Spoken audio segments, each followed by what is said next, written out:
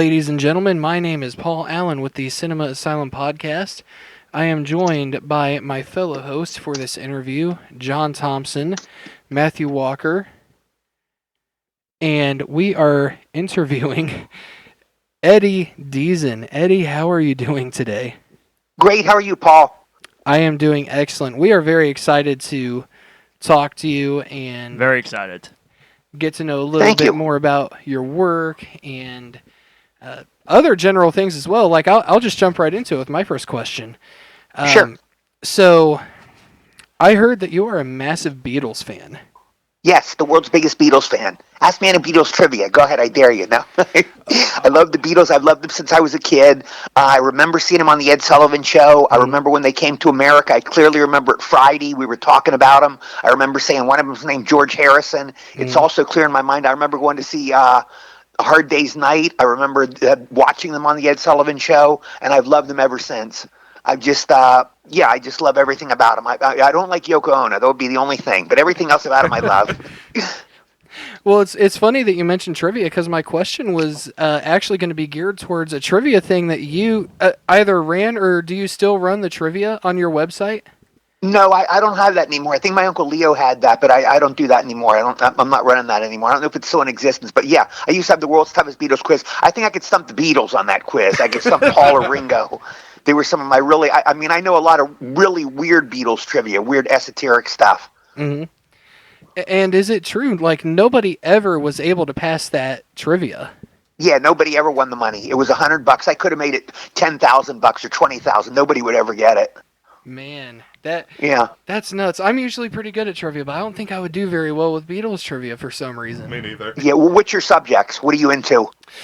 My area of specialty would be horror. I also do fairly well with like heavy metal trivia because I grew up more into heavy metal. Okay. But no, kind of following along with the music theme before we get into talking about your movies and whatnot. In addition to the Beatles, what other bands could we find you listening to? Well, the Beatles by far. It's like I can't exaggerate how far they are beyond anybody else. But I love a lot of the Stones. You know, I love a lot of Led Zeppelin. Not a band, but I love early Elvis. I love the '70s. I love '60s. I love '70s. I love '80s. The last band I really, really loved and thought had great songs was Aerosmith. That's as far back as I go. But it's like pretty much ended in the '80s. I think rock kind of died in the '80s for me. That's my reality. I love '60s. I love '70s. The British Invasion. '70s might even be better than '60s. My friend listened to '70s radio. And I listened to it and I go, my God, all these songs are great. There's so much great stuff, you know. Elton John and all this stuff is great music.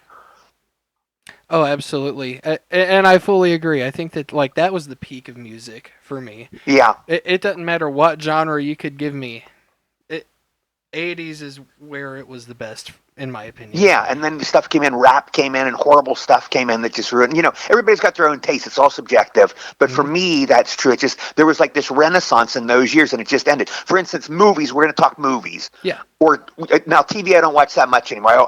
I pretty much watch Curb Your Enthusiasm. That's about it. But movies, there's always good movies. You know, movies were good from Charlie Chaplin to Science, and there's always been good movies. But as far as music, it just kind of ended. In the '80s, it just ended, and there's no more good music. It's an art form that just ended. You know, it's just weird that way. Whereas there's still good movies. You know, Oppenheimer was a great film. Oh, yeah. You know, and there's still good stuff coming out. Absolutely. Yeah.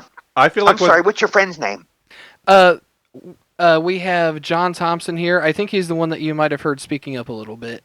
Hi, John. I'm sorry we never got introduced. It's nice to meet you. Nice to meet you. I'm pretty excited to talk to you, and I love the Polar Express. I love the film. Thank you. And thank you so much. You're welcome. And all of you guys were just fantastic, and I can't wait to talk Polar Express questions. Can't wait to talk about it. Oh, sure. Well, it was always on my... I'm Jewish, but I'm a Christmas nut. Christmas has always been my favorite day of the year. I've had a crush on this girl who was born on Christmas Day. I just love Christmas, everything about it. I love the carols.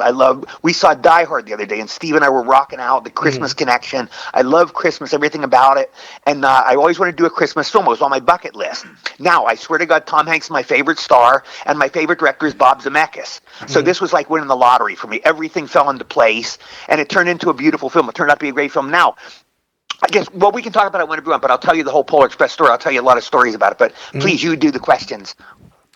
Yeah, so I'll ask one question, then I'll let my co-host kind of take over a little bit since I've Sure. already asked a couple, but to start the Polar Express conversation, because obviously that, like, for me, that's one of my favorite Christmas movies, so I'm eager to talk about that.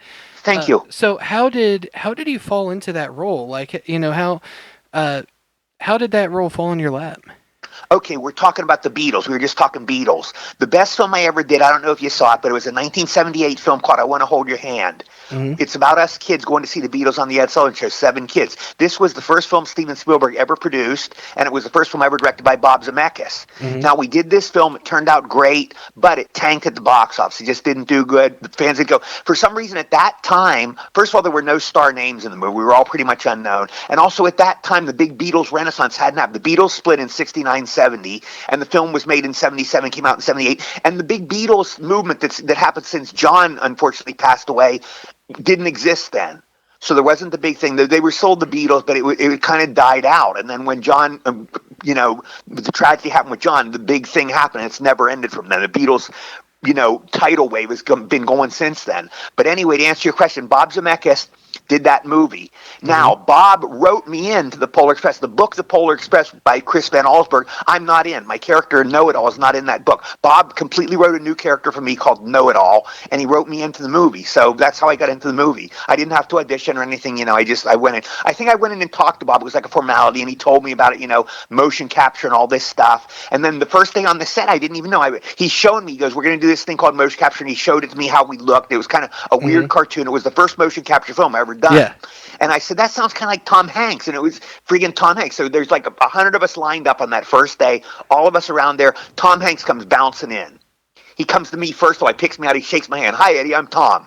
I'm like, no shit, Sherlock. It's fucking Tom Hanks, But he introduced himself to me, and I love the guy from the word go. It was so much fun.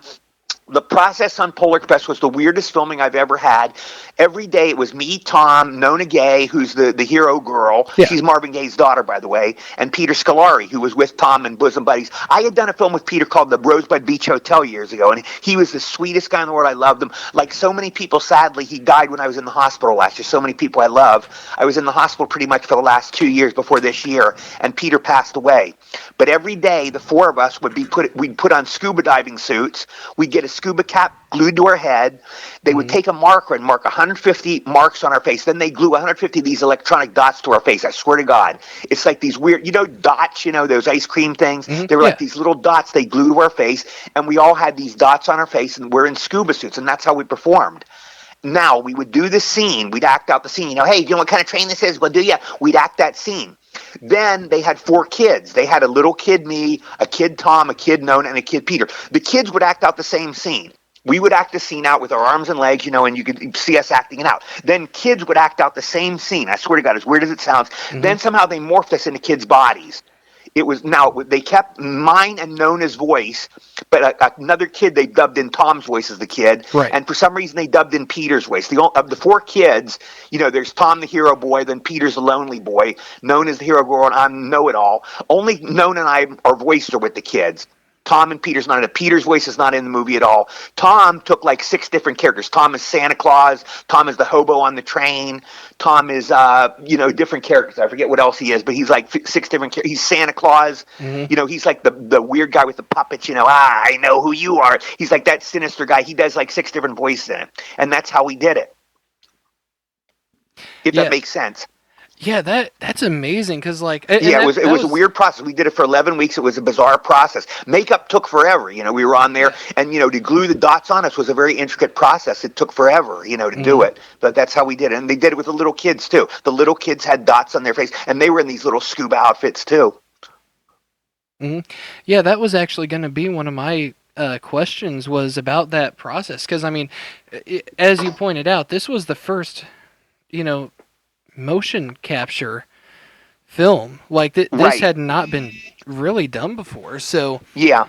Bob Zemeckis loves doing, Forrest Gump was kind of a new kind of film. He loves doing new, innovative stuff. Castaway, his films, he likes doing these new weird effects. He likes groundbreaking stuff. So that was the first motion capture film. I don't even know how much, because now AI has taken over everything. The motion capture, I don't know if it's even hardly used anymore. Everything, Steve and I went to see Die Hard. We saw it on Friday, one of our favorite Christmas movies, and we saw the previews. And it's like every preview was all AI, Aquaman, everything's AI. It was so dull.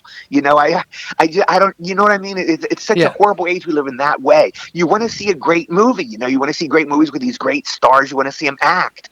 And AI it's just this stupid thing, it's just this phony, stupid thing. I don't know.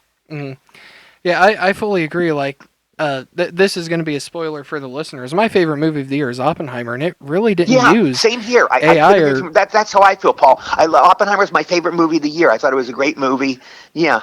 It's an amazing movie, and it's funny too because like I was not expecting it to take my number one slot of the year. Like, yeah. Well, I had been disappointed this year. We'd seen a few this year. We saw 80 for Brady.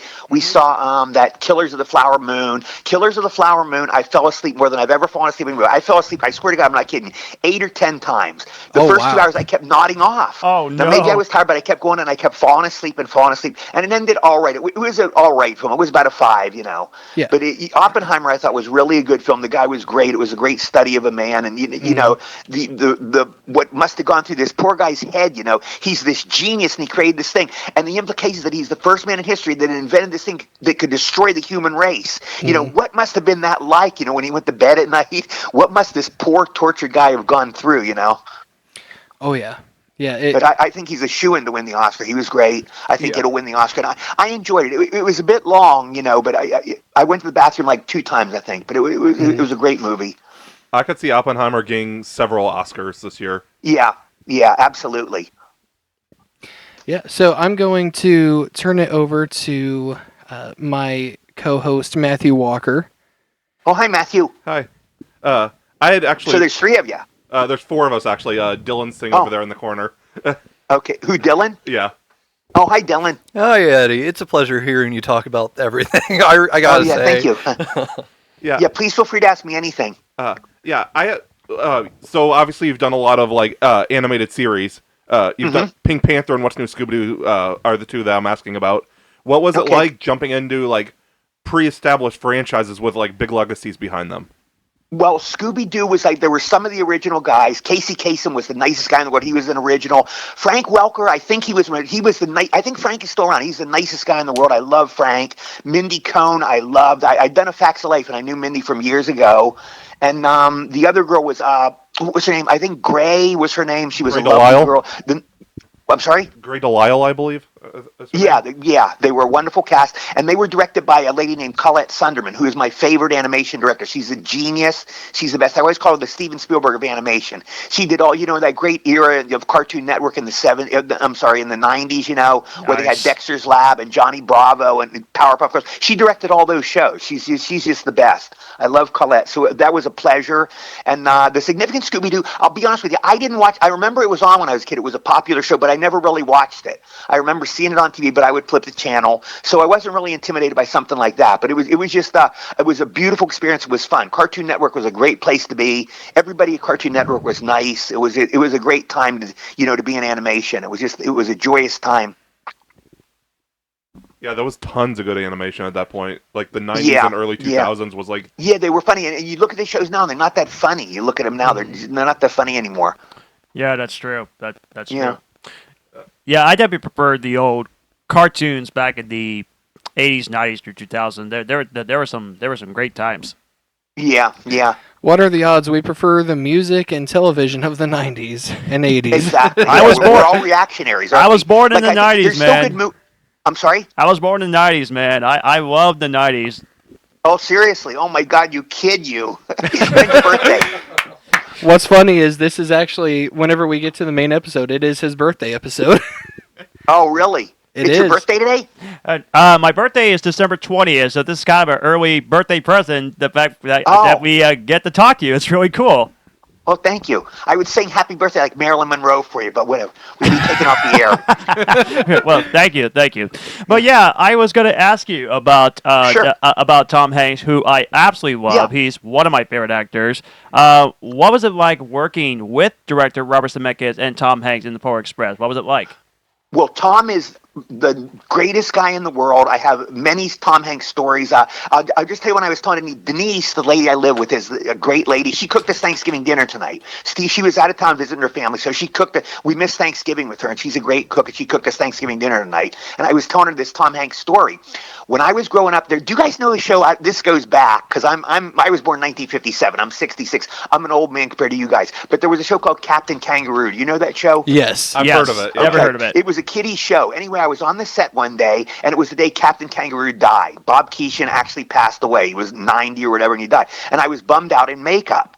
So I was sitting there real sad, and Tom Hanks comes into the makeup room, and he goes, "Did you hear about Captain Kangaroo?" And Tom and I both grew up loving Captain Kangaroo. It was the first show I ever loved. It was the first show I fell in love with. I would watch it every day before I went to kindergarten. I was like 5 or 6 years old. Anyway, I'm outside, and I'm real bummed out. I go out, Tom and I talk, and I was real depressed because Captain Kangaroo, my first TV hero, died. So I'm outside. It was a real sunny day. So Tom Hanks walks up to me. He didn't say anything. He just started singing this song, the Tom Terrific song. It's a character on Captain Kangaroo. You can Google it or go to YouTube, but it's a character called Tom Terrific. He had this mighty dog, and he was a real idiot, just dumb little kid. "Hi, I'm Tom Terrific." Anyway, Tom comes out to me. He sings the whole Tom Terrific song to me. I'm looking up at him in the sun, and he goes, "I'm Tom Terrific, and this is my dog, Mighty Dog." He sang the whole song for me, word for word, verse for verse, chorus for chorus. He sang the whole song. I'm looking at him, and it's surreal. I'm thinking, Tom fucking Hanks is singing me the Tom Terrific song. He gives me a serenade. I'm looking into the sun. And he just stood there. He finished the whole song, and he stood there. And I was speechless. I didn't know what to say. I go, "You know what? You're a great guy. You're a great guy." And he just walked away. And that was typical of Tom Hanks. That's just the story I use, because he did stuff like this every day. He'd do this magical stuff. He just was like this magical character. I don't know how to describe it, but he was this great guy. I did the whole movie Polar Express. I have a hard time memorizing lines, okay? So when I did Polar Express, I did the whole movie with cue cards. They had the guy that held Bob Hope's cue cards held my cue cards. It was the same guy. So he held my cue cards, and I did the whole movie. So the last day of shooting, Tom comes up to me. He goes, "What the fuck are you, Bob Hope?" He goes, "What are you fucking doing with cue cards?" And he's too mad. He was like an older brother to me. But he waited till the last day to do that. And I think he was kind of weird, because for Tom Hanks, it's so easy, to remember. It was so easy and routine for him. But for me, it's hard to remember my lines. And he gave it to me the last day. He chewed me out. I don't know. And that was kind of a weird story. But I think there was he said it kind of tongue in cheek. But I think he was kind of a little like, "Well, what do you need cue cards for?" Why? He couldn't really understand it or fathom it, that an actor needed cue cards. Yeah.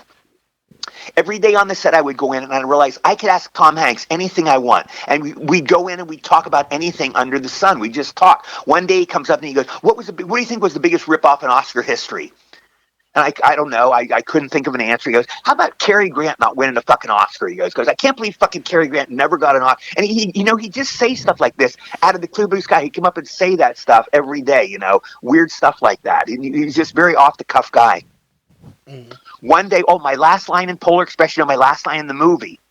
It was my last scene, and we're all saying goodbye. I'm saying goodbye to Tom and Peter and Nona. Noah all saying goodbye. And Bob Zemeckis comes up to us and goes, "Eddie, what do you want to say for your last line?"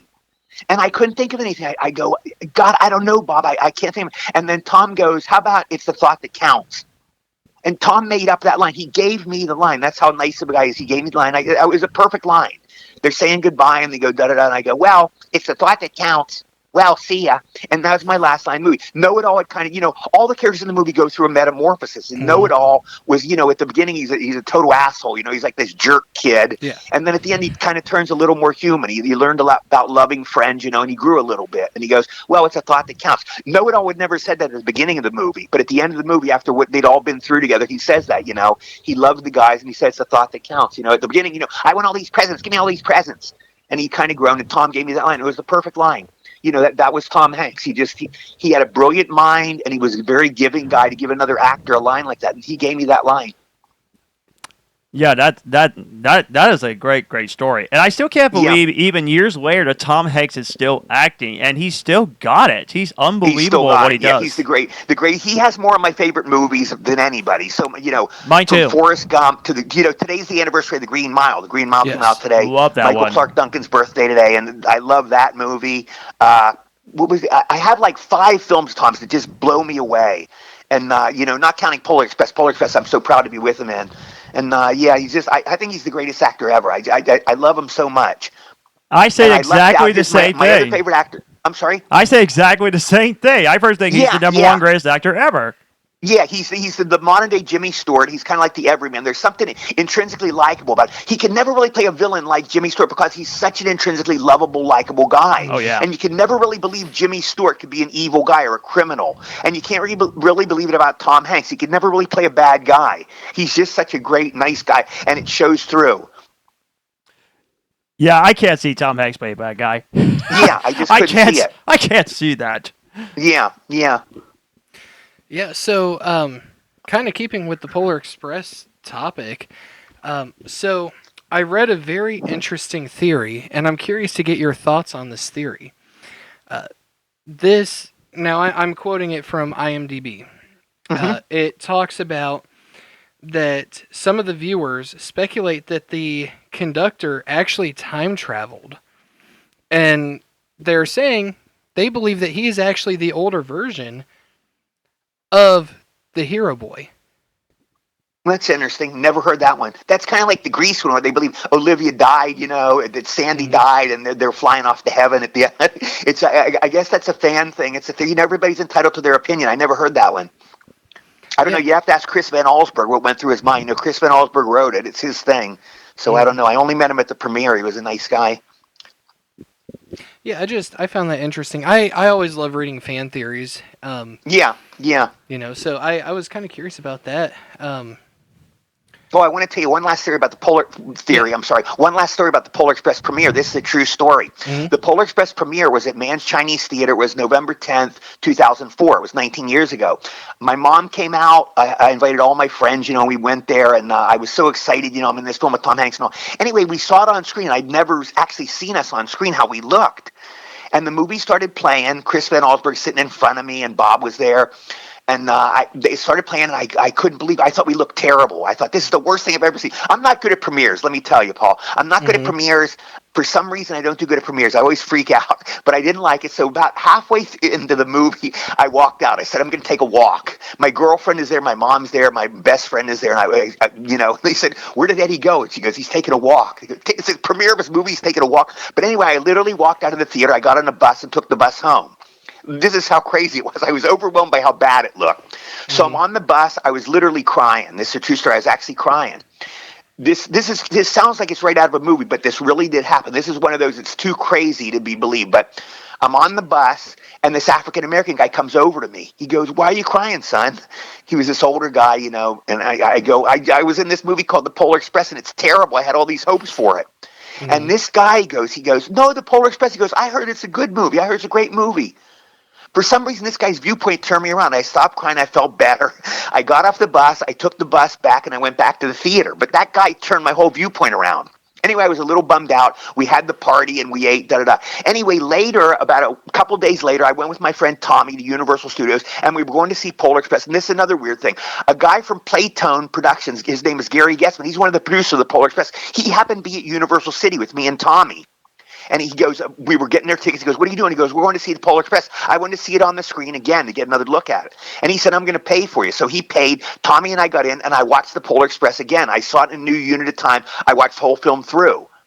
And Tommy goes, this is a classic. He goes, this is a great movie. And I saw it, and I really loved the film. But that guy, that African-American guy, he might be dead now. I don't know. But he saved my life that day. I don't know. He turned my whole viewpoint around. I don't know. I would have probably went home and not come to the premiere party. And I don't know. He just changed my viewpoint about it. Yeah, absolutely. I've had experiences like that happen to me, in my movies too. I actually just had my first movie premiere back in October. What happened? Well, it was a particularly rough couple of months for me. And It just so happened that my movie was coming out at the tail end of that, and I actually almost didn't go to my own premiere. Interesting. It honestly took 3 of my closest friends convincing me to go to see my own movie. Okay. That's honestly what it took, and like that, it changed my whole perspective on it. Like I was able to actually sit and enjoy it. Okay. And the reviews. So it turned out good. Oh yeah. Good. I was quite. I'm glad. So that is a happy ending. Oh yeah. I was quite worried because it was my first movie, and I'm like, the first movie isn't always the best, and so I was kind of expecting it to not be that great. But then I see it in full for the first time in the theater, and I'm like, this is actually really good. Okay, there you go. That's a great moment. Oh, absolutely. Yeah. And between the two premieres, there was probably about 220 people there, 230. Okay, very good. That's a good crowd.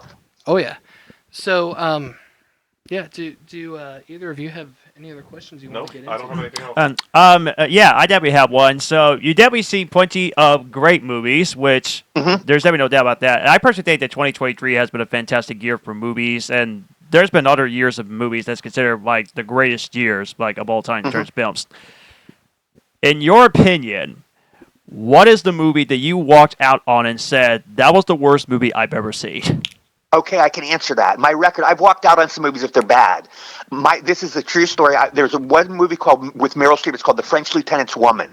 I walked out after 7 minutes. I could not stand it. This was the worst, most excruciating, tedious, boring, dull film ever. I walked out after 7 minutes and going out. So it was so bad. I go, can I see the manager? I called the manager over. I go, this is the worst movie I've ever seen. I go, I'd like a refund, please. I go, this is the worst movie I've ever seen. And the manager goes, worse than some of yours? Oh! God almighty. Ouch. Now, he did give me the refund.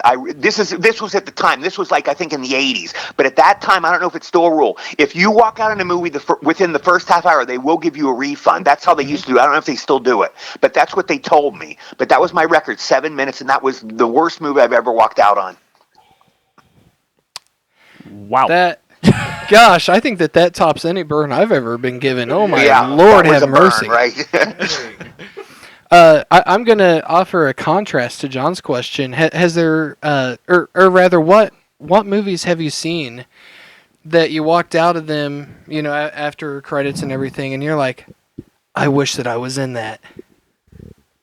Oh, okay. Here's one of my biggest mistakes. I think I saw it on. I'm not sure if I saw it I actually went to the theater. I probably did. But one I turned on, they wanted me for Spinal Tap. This is Spinal Tap, the Rob Reiner film. And Mr. Reiner was there, and I went to the audition, and it was one of the dumbest decisions I made. They wanted me to ad-lib, which I love. My biggest button is memorizing lines. So they're saying, can you do this role? I was going to play one of the fans of the group, just a groupie. Yeah. And you can just ad-lib. And Michael McKean was there, one of the nicest guys. He's my friend. He's a super nice guy. And Mr. Reiner was very nice, And by the way, Mr. Reiner was at the Polar Express premiere, and I apologize to him again for not being in his movie. But that was the dumbest thing I did. I didn't do I refused to do it. And Rob Reiner actually called my apartment. And I told they wanted me for the film. I had it. I could have done a film with Rob Reiner and Spinal Tap. It's not a great film, but it's a good, enjoyable film, And I could have been funny in it. And he said, Eddie, I hear you don't want to be in our movie. He was real sad, like he was going to cry. And Mr. Reiner, I don't want to do it. I can't ad-lib, da-da-da. And anyway, it was my dumbest decision. I didn't do the movie. I didn't have faith in myself. It's a lesson about having faith in yourself and chickening out. I should have just done it. I should have bit the bullet and done it. And it would have been fun. I'm sure it could have been fun. It would have been a great experience. That's one of my biggest movie regrets that I didn't do, that I had a shot to do it. Yeah, I do have one more quick question for this one. There's been many amazing Christmas movies, but what do you think is considered a modern Christmas classic? Like, just came out just like recently. What do you think is the best one so far? What do you consider recently? Ooh. In other words, before you're acting after Die Hard. What would you say, John? Like 2000 on out? Yeah, I say 2009 out. Yeah. There was a great Christmas movie. Let me think. Scrooge. Let me think. What Christmas movies do I love? Die Hard. I love. I'm not crazy about. Okay, name some, and I'll tell you if I like them. Just throw some names at me, and I'll tell you if I like the movie. Well, for some reason they're not coming to my mind. I remember Scrooge with Bill Murray. I don't know if that was after 2000. Let's see. A Christmas Story Christmas, that came out last year. Okay, I didn't see that. I was in the hospital pretty much all last year. I actually love the sequel. It's really good. I love the sequel. Okay. Elf. I was not crazy about Christmas Story. That's the one with the rifle. It was okay. It's not one of my favorite films. I agree. Christmas is my favorite day of the year, but I'm not crazy about Christmas movies now that I think about it. Die Hard, I think, would probably be my favorite. I like Polar Express. I like, this goes back. See, I'm a movie nut. I love movies from the silence, but I love the Christmas Story, the one version of, I think, with Alistair Sim. It's a beautiful story. Yeah.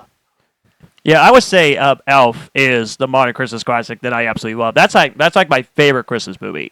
Okay, I've seen that. It's all right. I'm not a super big Will Ferrell fan. Steve was telling me how great he was in Step Brothers. And for some reason, he's a very nice guy. It's not the person. He's just not my favorite comedian. I never really got into him. Okay. Yeah, I respect you for that. Yeah.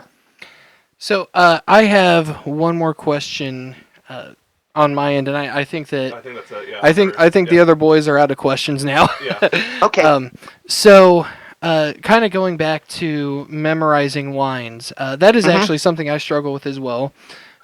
For two reasons. People, it's just a piece of cake for them. They do it matter of factly. I could do it in my younger days. I go in a room, like an actor, you lock yourself in your room and you just hold a script and you go over your lines over and over, and I could do it. Now, as you get older, it's harder, at least for me. It got much harder when I got older. When I started in my 40s, it became hard. But I Want to Hold Your Hand, 1941, the early films, I could do it. I memorized my lines. I did one called Mob Boss. I actually was the star of the film with Morgan Fairchild. I got to make out with Morgan Fairchild, believe it, and I got paid for that. But I just memorized my lines, and you just do it.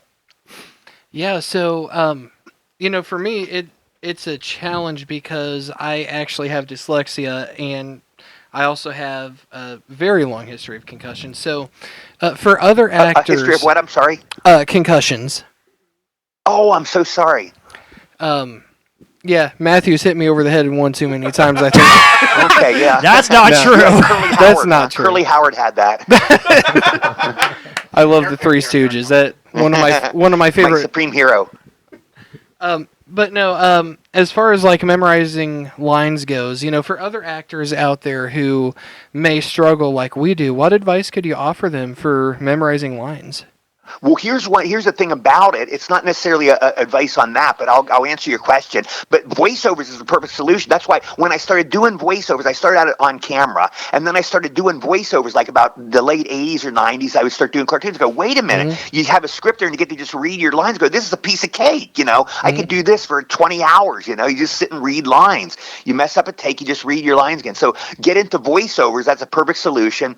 As far as doing it, just I told my old method in the old days was I would lock myself in my room and read my lines over and over and over and over until it became ingrained in your head, or get a friend do it with you. To have one of your friends come over and just bat the lines back and forth.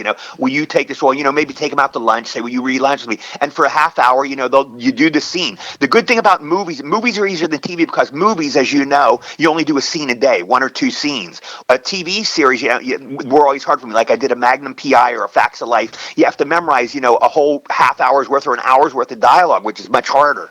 Although Magnum was kind of filmed like a film, so that was, but like a sitcom, like The Facts of Life, which I did, or I did like 9 pilots, and you'd have to, do up the whole half hour's worth, and you have to remember that, so that's hard. So I would say get a good friend, and read your scenes over the night before, and that'll ingrain them in your head. But you have to just do it over and over and over, and it becomes second nature to you. You can do it, and it becomes second nature to you.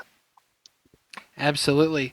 Well, Eddie, we are so grateful to you for doing this interview with us, and we just want to thank you for coming on. And that was my last question. If you all have any other questions? All I can say is it was an honor to talk to you, and thank you for telling some great Polar Express stories. And all I can say, if you ever get a chance to act some more, good luck to you for the rest of your career, because you were great in the Polar Express, and so was everybody else. So thank you. Thank you so much, everybody there. Okay, go down the names. Paul, please tell me all the names again. Paul? Yes, there is John, Matthew, Ringo, and George. And we also have Dylan. Okay, hi, Dylan. Okay. Hi. I'm totally fine being referred to by George, by the way. Okay. I guess I'm just still Paul. Okay. But well, I want to be honest. I want to be totally honest with you. You are four of the nicest guys I've ever talked to. You are such incredibly nice guys. I so wish I had longer to talk to you. I have so many great stories. How I got Grease.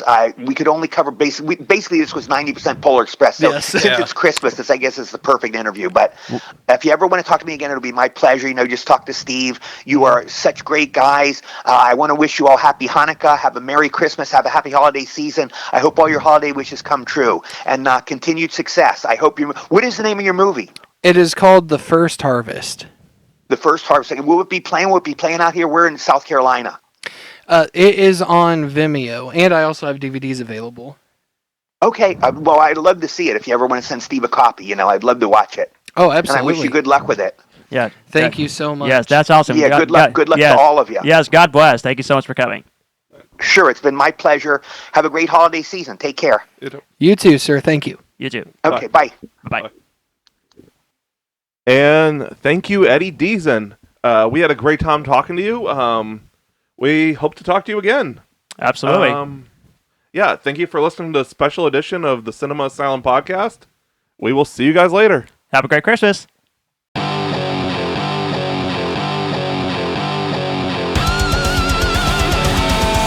have been the Cinema Asylum podcast. You guys were awesome. Thanks for coming out. Good night.